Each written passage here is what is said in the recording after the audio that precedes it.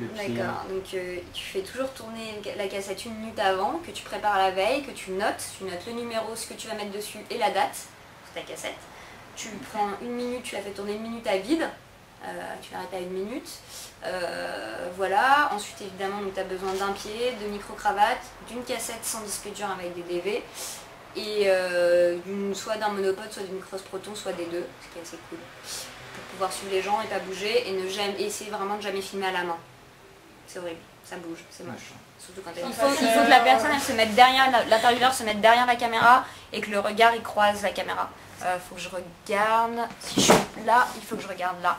La règle des 5 secondes, c'est que tu prends toujours une image, quand tu prends un plan, toujours plus de 5 secondes, parce que ça sert à rien, tu peux pas monter un plan de moins de 5 secondes.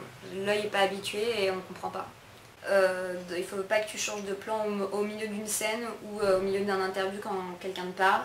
Et il faut que tu essaies quand même de varier les valeurs de plan maximum.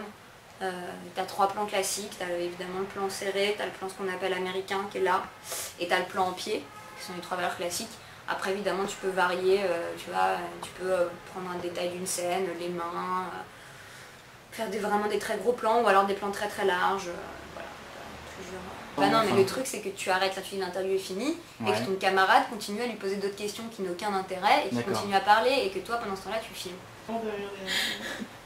C'est la préparation du scénario. C'est qu'il faut toujours savoir ce que tu veux dire avant d'aller voir les gens et ce que tu veux leur faire dire en fait. Et donc toujours préparer, étudier chaque cas un à un et savoir qui tu vas interviewer, ce que tu veux leur faire dire, comment, quelles images tu veux avoir. Et après comme ça sur place, évidemment plus tu veux que le truc soit intime, etc., plus tu te rapproches de la personne.